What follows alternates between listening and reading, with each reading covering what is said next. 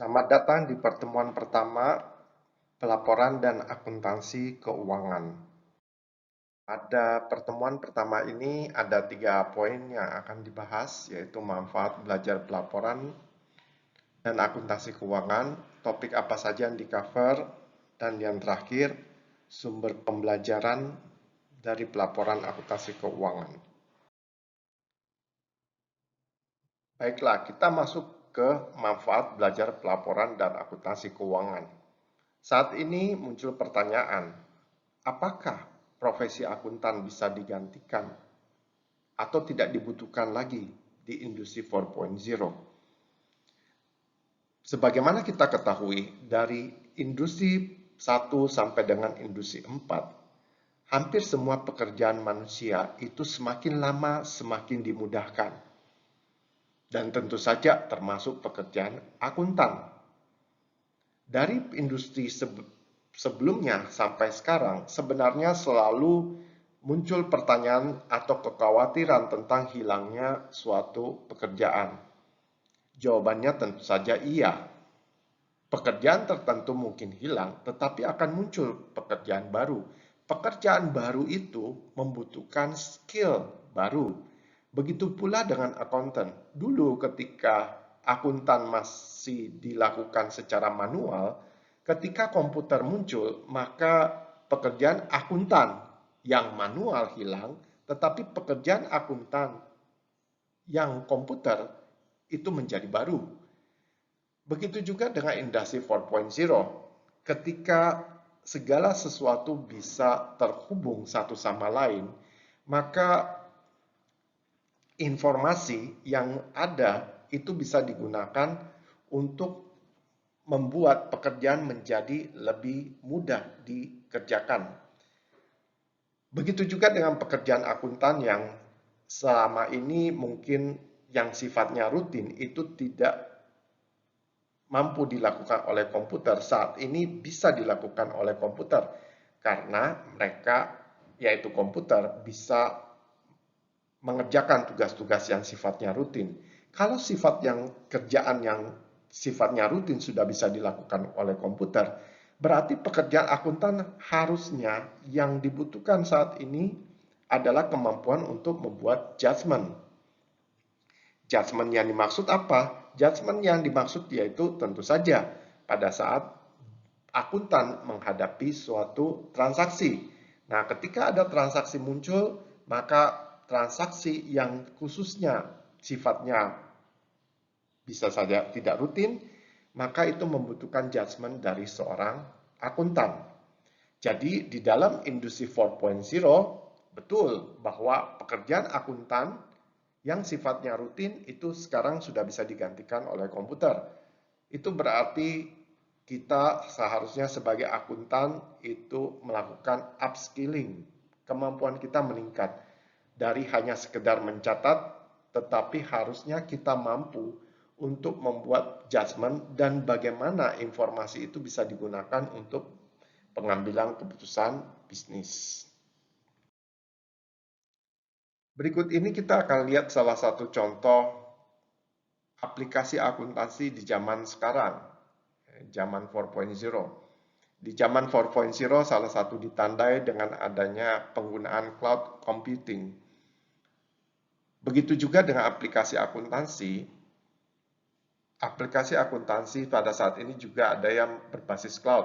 Dengan berbasis cloud, maka informasi yang ada di komputer, di laptop kita sebagai contoh, itu data-datanya bisa tersimpan di dalam cloud sehingga dengan jaringan internet, device yang lain misalnya tablet, smartphone juga bisa mengakses data tersebut sepanjang terhubung dengan internet. Nah, berikut ini kita akan lihat bahwa saat ini dengan penggunaan cloud accounting, itu apakah pekerjaan kita bisa tergantikan? Mari kita lihat, ini saya ambil salah satu contoh aplikasi cloud accounting yang cukup populer, yaitu Jurnal. Baiklah, saat ini kita akan melihat salah satu aplikasi akuntansi berbasis cloud yang cukup populer yaitu Jurnal. Di dalam aplikasi ini kita bisa melihat ada fungsi yang ditawarkan aplikasi ini, yaitu ada fungsi kas, penjualan, pembelian, biaya. Nah, saat ini kita melihat fungsi biaya. Di dalam fungsi biaya, ketika perusahaan melakukan suatu transaksi yang terkait dengan biaya, kita diminta untuk menentukan apakah ini transaksi dilakukan secara tunai atau tidak. Berarti membutuhkan kita untuk menentukannya. Dan kedua, untuk setiap pengeluaran tersebut, itu hendak kita catat sebagai apa? Apakah kita akan mencatatnya sebagai cost of sales? Apakah ada purchase discount di sana yang terlibat? Apakah ada purchase return? Apakah kita akan memasukkan juga import charges? Ataukah kita mencatatnya sebagai cost of production? Nah, di dalam fungsi-fungsi inilah kita bisa melihat bahwa sebagai seorang akuntan, kita dibutuhkan kemampuan kita untuk melakukan judgment. Dengan demikian, untuk saat ini, keahlian kita sebagai akuntan itu semakin dipermudah dengan adanya aplikasi berbasis cloud ini. Karena apa? Karena apa yang kita catat di sini bisa juga dengan mudah diakses di gadget yang lain. Tetapi ketika menjalankan aplikasi ini, kemampuan kita untuk membuat judgement harus mencatatnya sebagai apa, itu sangat dibutuhkan. Ya, tadi kita sudah melihat bahwa sebagai seorang akuntan, kita dituntut untuk memiliki kemampuan untuk membuat judgement. Pertanyaannya adalah apa dasar kita membuat judgement? Sebagaimana kita ketahui, pada saat kita menyusun laporan keuangan, kita dilandasi oleh suatu dasar aturan yang tertuang di dalam standar akuntansi keuangan. Kemampuan kita untuk mengaplikasikan standar akuntansi keuangan itulah yang sangat dibutuhkan saat ini. Apalagi standar akuntansi keuangan yang dijalankan saat ini itu lebih berbasis prinsip dan bukan berbasis rule. Sebagaimana kita ketahui ada badan yang menyusun standar tersebut, yaitu yang di sebelah kanan, International Accounting Standard Board. Ini adalah anggota Dewan Standar Internasional yang menyusun standar akuntansi internasional. Kenapa ini disampaikan? Karena sebagaimana kita ketahui saat ini, standar akuntansi keuangan Indonesia itu mengadopsi dari standar akuntansi internasional yang disusun oleh Dewan Standar Akuntansi Keuangan Ikatan Akuntan Indonesia. Nah, ada 4 saat ini standar akuntansi keuangan yang menjadi dasar kita sebagai akuntan saat membuat judgement pada saat menyusun laporan keuangan. Yang pertama yaitu standar akuntansi keuangan, kedua standar akuntansi keuangan syariah, ketiga standar akuntansi keuangan entitas tanpa akuntabilitas publik, dan yang terakhir adalah standar akuntansi keuangan untuk entitas mikro, kecil, dan menengah. Di dalam mata kuliah pelaporan dan akuntansi keuangan, kita akan banyak belajar bagaimana menyusun suatu laporan keuangan itu berbasis standar. Bagaimana proses sebenarnya suatu standar akuntansi keuangan itu disusun dan kemudian diterbitkan, itu saya tidak jelaskan di sini, tetapi Anda bisa melihat secara langsung dengan mengklik link yang ada di bawah ini, bagaimana Dewan Standar Akuntansi Keuangan di Indonesia itu menyusun dan menerbitkan standar, dan begitu juga yang dilakukan oleh Standar Akuntansi Keuangan Internasional. Silakan Anda melihat langsung bagaimana proses penyusunan standar yang dilakukan oleh kedua badan ini. Pada saat kita hendak menyusun suatu laporan keuangan berbasiskan suatu standar, maka yang harus diperhatikan adalah kita perlu memahami apa konsep yang melandasi penyusunan standar tersebut. ada dua konsep yang melandasi penyusunan standar, yaitu akrual dan kelangsungan usaha. Dengan demikian, kita perlu memahami konsep akrual dan kelangsungan usaha sehingga kita dapat menginterpretasikan standar tersebut. Di dalam sepanjang mata kuliah ini kita pelajari, kita akan banyak mengulang konsep akrual dan kelangsungan usaha agar kita dapat memahami standar yang sedang kita pelajari. Selain kedua konsep ini, kita perlu lihat juga secara keseluruhan kerangka dasar penyusunan dan penyajian laporan keuangan. Jadi nanti di dalam pelaporan akuntansi keuangan ini, kita akan belajar secara keseluruhan kerangka dasar penyusunan dan penyajian laporan keuangan.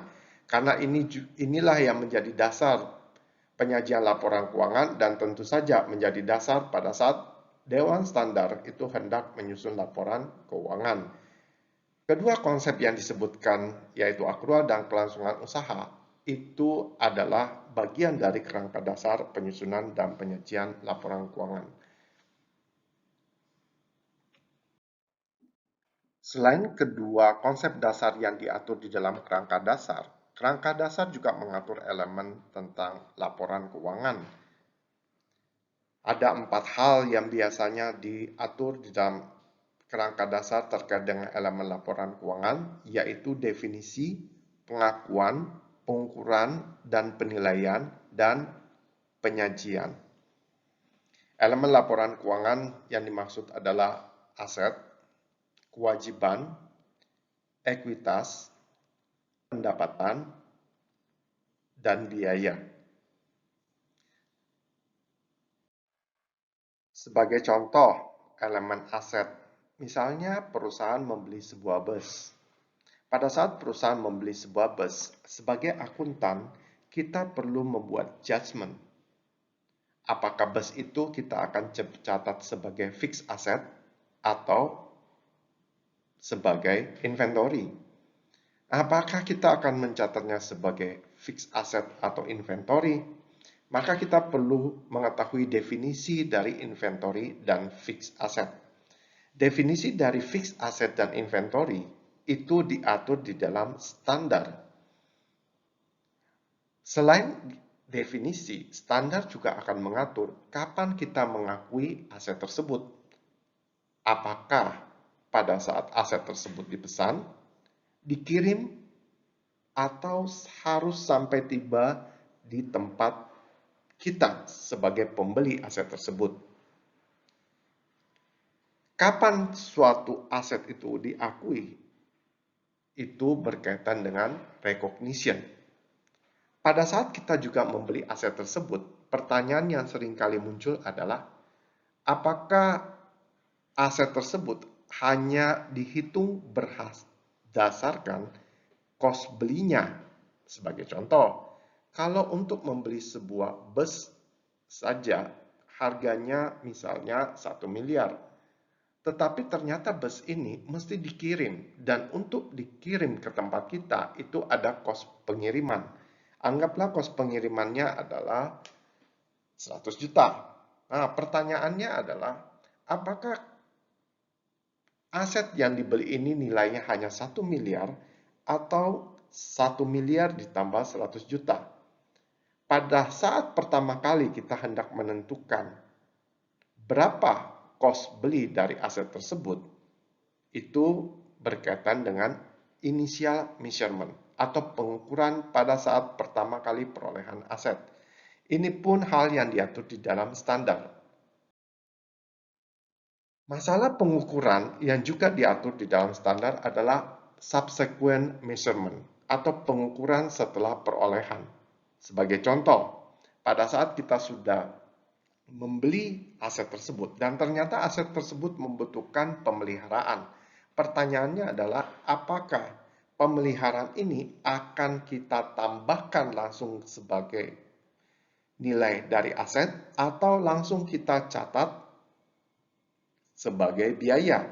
Tentu saja konsekuensi akuntansinya akan berbeda. Jika kita mencatatnya sebagai aset, yang sering kali kita kenal dengan istilah capitalize, maka otomatis kita akan mencatatnya biaya sejalan dengan periode akuntansi.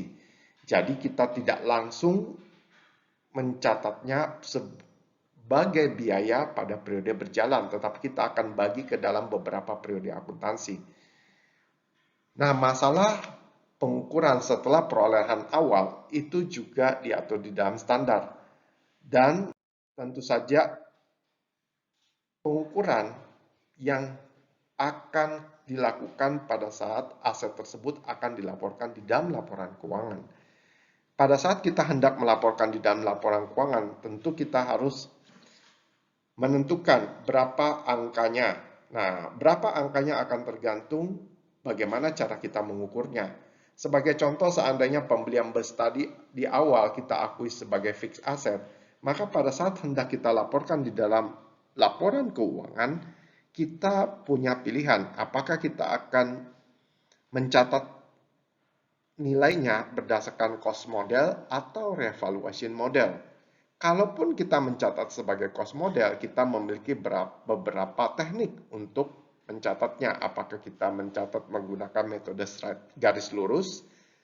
Pada saat pun kita menetapkan apakah menggunakan metode garis lurus, kita juga tetap harus menentukan berapa lama periode penyusutannya.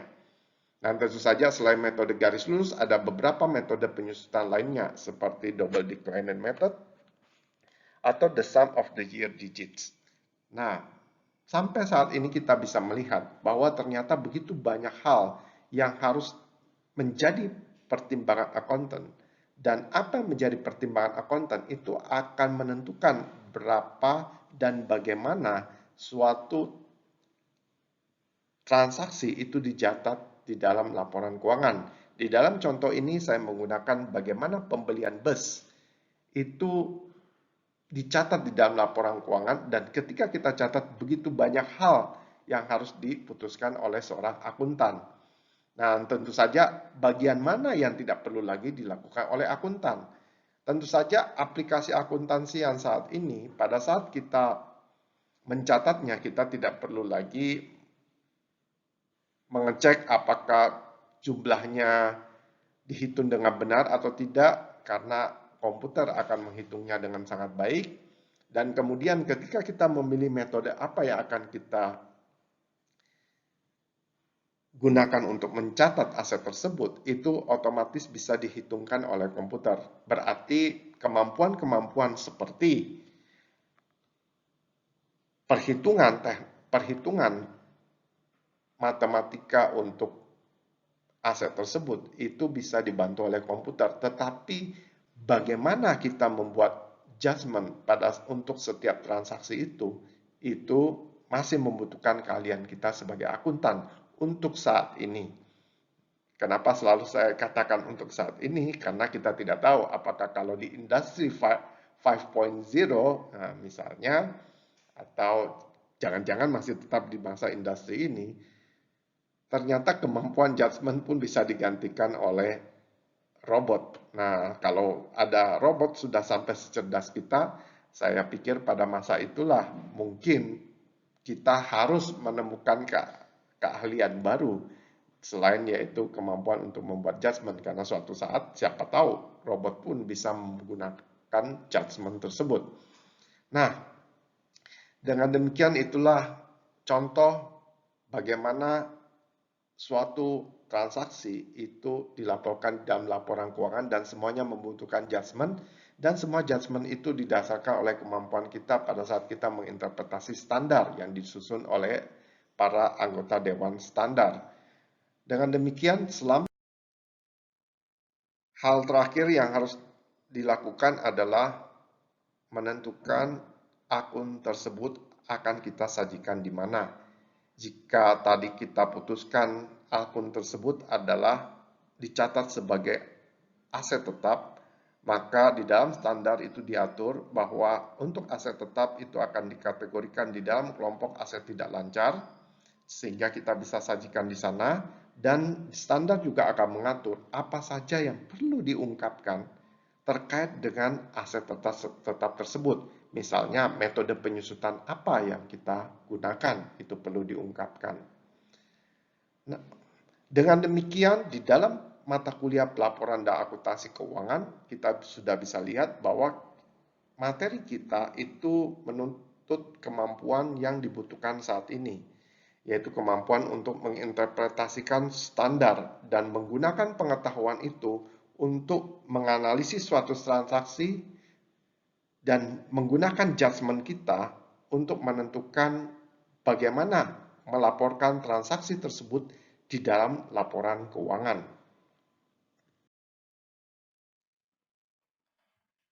Karena kemampuan untuk menginterpretasi suatu standar itu dibutuhkan, maka di dalam mata kuliah pelaporan ini sumber bacaan kita itu adalah tentu salah satu standar akuntansi keuangan. Nah, selain standar akuntansi keuangan yang menjadi sumber referensi pelajaran kita juga akan, selain standar akuntansi keuangan, buku lainnya yang bisa menjadi acuan kita adalah akuntansi keuangan lanjutan. Di sini saya tampilkan ada versi Inggrisnya dan versi Indonesianya. Kita menggunakan buku seperti ini dengan tujuan untuk melihat contoh-contoh aplikasinya dari suatu standar. Selain buku akuntansi,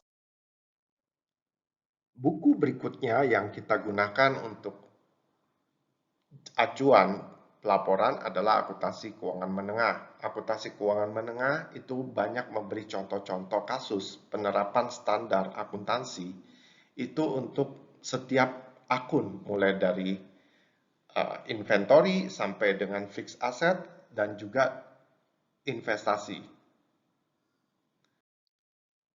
Selain buku-buku yang telah disampaikan sebelumnya, kita juga bisa belajar memahami standar dengan melihat situs pembelajaran online. Salah satu situs pembelajaran online yang direkomendasikan adalah frxbox.com yang menyediakan banyak video-video penjelasan suatu standar, khususnya FRS.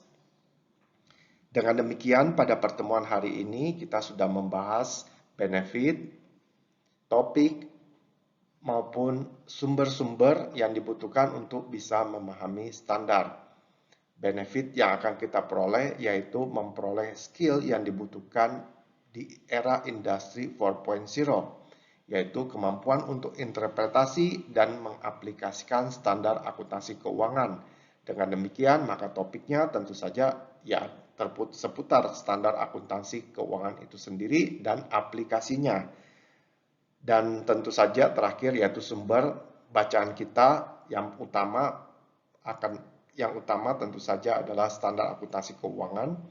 Kemudian buku-buku lainnya yang bisa kita gunakan sebagai dasar untuk melihat contoh-contoh aplikasi dari standar akuntansi keuangan itu sendiri. Diharapkan di akhir pertemuan Anda bisa mampu untuk mengaplikasikan standar akuntansi keuangan. Saya berharap Anda bisa menikmati pertemuan-pertemuan berikutnya. Sampai jumpa.